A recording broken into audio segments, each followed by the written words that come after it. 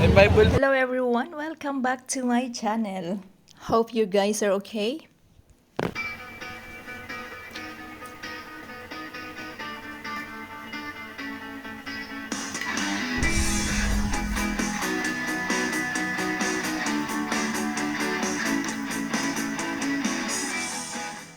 So ito yung first day, actually gabi na, ng ating bakasyon sa Pilipinas. So hindi muna ako dumiretso ng probinsya.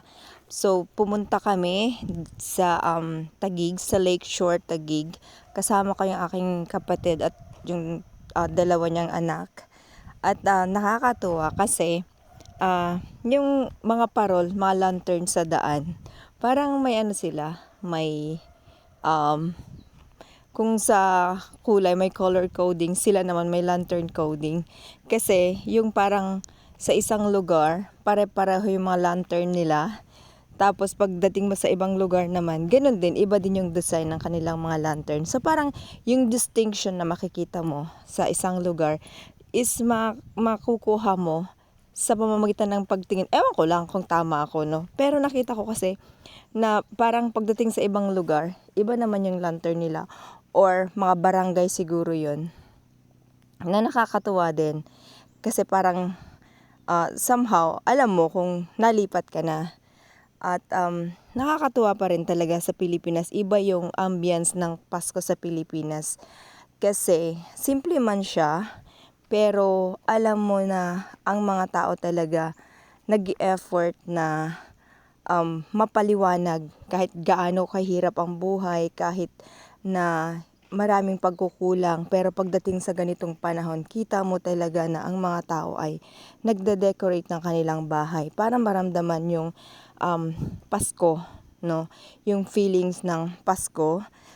At sinasabi nga tayo yung pinakamahabang mag-celebrate ng Pasko sa Pilipinas kasi once na nag-Burr month na, ayan na nagsasabit na tayo ng Christmas lights. At kasama akong nasa Pilipinas pa ako dahil pagdating ng unang araw ng Burr month, ng September, naglalabas na ako ng Christmas decorations. So, ayan, samahan nyo kami sa aming paglalakbay, papuntang Lakeshore Taguig. Pinakita ko na lang din ang daan para at least alam natin, no, kung ano na yung mga makikita sa Pilipinas.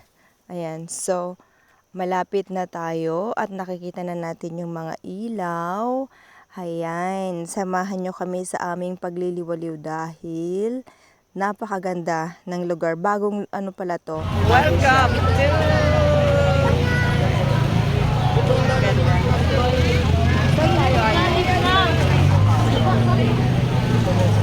ganda, oh.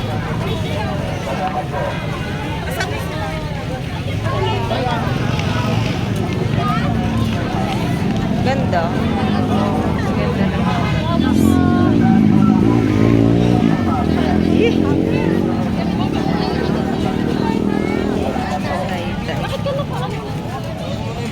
Ay, kabayo! Nakakaya pang malaglagan? Asan ang lake? Ang ganda. Dito lang po tayo, Sorta. Dito po, sa gilid lang tayo sa loob ng libid. Entrance po ng walking, dito lang po tayo. Dito po, sa gilid lang tayo sa loob ng libid. Salamat po. Salamat din. Entrance po ng walking, dito lang po tayo, Sorta.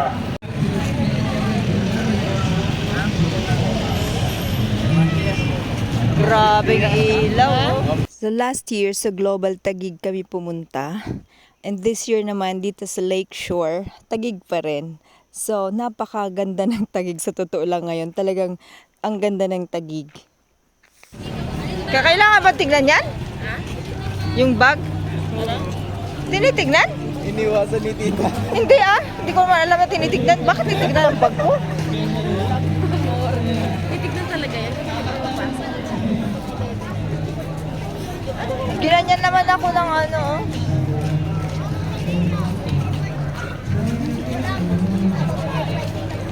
Ang gandang mag-picture, man. Ganda. Ang ganda. Shucks. Alam ko na pa. Ito naman parang concert hall siya. Kasi ang daming tao, tapos may mga nagpe-perform. Pero nakalagay train station. So, hindi ko alam kung bakit may nagpe-perform dyan. Pero maraming taong nanonood. At hindi ko din kilala yung mga kumakanta kung yun ba ay mga performers dyan or naimbita lang. So, ayan, samahan nyo na lang kami kasi mai-explore natin itong lugar dahil syempre ngayon lang tayo nakapunta dito. Pasalamat ako sa sister ko kasi hinintay ako dahil plano nilang pumunta noong bago ako umuwi. Pero hinintay nila ako baka daw gusto kong sumama. So nag-grab lang kami kaya kami lang apat ang pumunta. Ito pala yung lake na sinasabi. Unfortunately, dumating kami dito mag 10 o'clock na. So, sarado na pala siya. But before that, pag 5 p.m., nagbubukas to 5 p.m. hanggang 10 yata siya or 9, nagbubukas ito. So, open ito sa public na pumapasok dyan sa loob. Nakakapaglakad ka dyan, nakakapamasyal. So, ang ganda. Sayang nga lang, actually, nagplano akong bumalik dito pero dahil sa pagpapagawa ng bahay, hindi ko na din naharap. Parang floating village siya. Kaya ang ganda. Tapos may mga clown. Ayan. Siyempre, ako din. Oh, 'di ba? Tapos, lakad ulit tayo. Papunta sa... Kasi may mga tao akong nakikita na naglalakad galing dito sa direksyon na to. So, ayaw sana ng kapatid ko na pumunta dahil ang akala niya doon sa kabilang direksyon yung pupuntahan na yung parang nayon, parang ganon. Pero sabi ko, hindi naman pupunta yung mga tao dyan for no reason. So, pumunta kami. At eto nga, ang train pala na to, parang umaandar to pagkabukas pa itong lugar. Pero pagkagabi na, pag sarado na, nandyan na lang siya. Siguro kasi wala ng operator. So, ayan, lakad-lakad tayo. Ang laki pala nito guys, sobrang laki. Diyan sa heart. Oo, doon ka sa tabi ni Papa Jesus, tita. Ay, oo, meron silang presepe.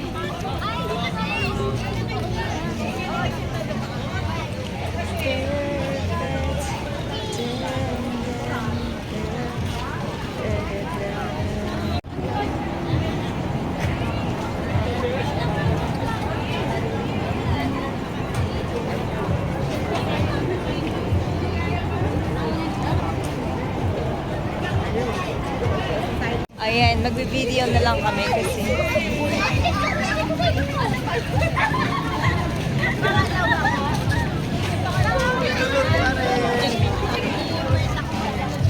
ayan, kasagsagan ng cha-cha music, kaya kailangan nating i-mute dahil masi-CPR tayo. Medyo mahaba-habang lakaran din to, kaya enjoy na lang natin kasi ang dami ring madadaan ng mga ilaw.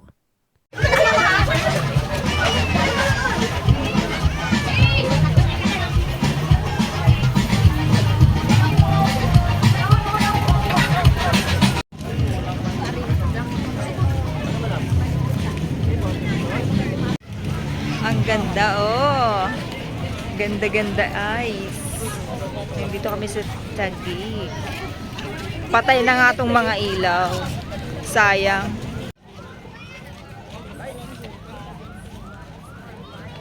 Stop here for train. Main parking. Tapos, stop here for... Ano yun? Train. Okay. City of Taguig. Ang ganda. Wow. Para tayong masarap maging bata pagka ganito. Bakit, tita? Madaming gastusin na. Hindi. Yung madami kang mapapasyalan. Uy, ang ganda. Ano yung mga yan? Hindi ko naintindihan. Graffiti, tita. Akala ko mga characters na Siyempre! Pag nag-document ka, dapat lahat. Di paliguan ng aso. Ha? Paligaw na aso yun? Tapos may kumakanta ulit, kaya mute ulit tayo. Ayan. Papunta na kami dito yung sa papasok na sa loob ng ng parang nayon. Kaya dito na yung maganda talaga.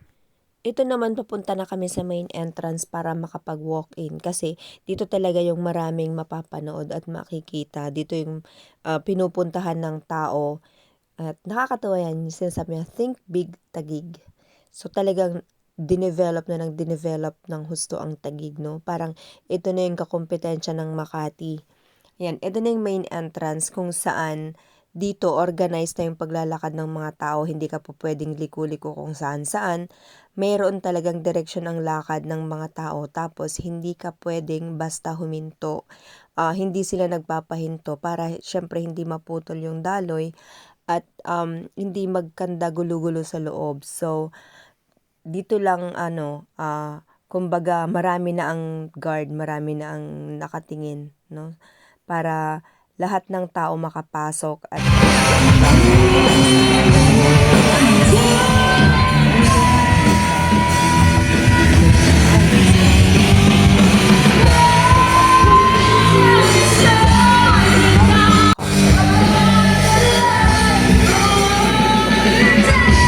tapos yung concept na probinsyudad, 'di ba? Nasa probinsya ka na nasa syudad.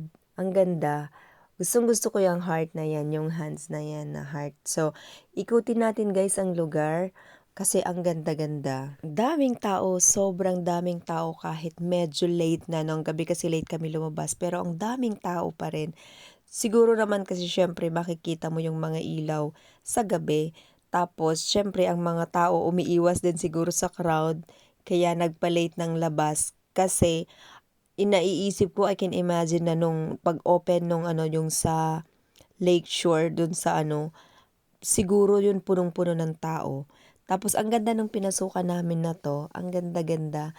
Para siyang meron siyang 3D na na effect. Ang ganda. Oh, tignan nyo, enjoy na enjoy ang mga tao. Pwede mag-picture pero saglit lang. Saglit na videos lang. Kaya naki-video na rin ako kasi may mga pumipigil sa'yo pag nagtagal ka dyan. Ayan, pasok na po tayo sa I Love Taguig. Andyan na yung ating magandang kamay na puso. Unfortunately, hindi sila nagpapapicture dyan. Ayaw nilang magpatapak dyan for a reason na hindi ko alam. Basta yan, hindi ka nga makapag-picture dyan. Hindi kami nakapag-picture dyan. So, yun, ganun lang. Hanggang videos na lang kasi sabi lakad-lakad. Pero dahil kailangan nating sumunod, so sumunod tayo, no? Ayan naman, ang parang church yan, hindi ko lang alam kung anong church yan ng na ang ilaw niya, ang ganda-ganda din. Parang attraction din yan. Dito ko na muna to puputulin kasi masyadong mahaba na. So please don't forget to hit like, comment, subscribe, and share if you like this video. Thank you so much for watching guys. See you in our next videos. Bye!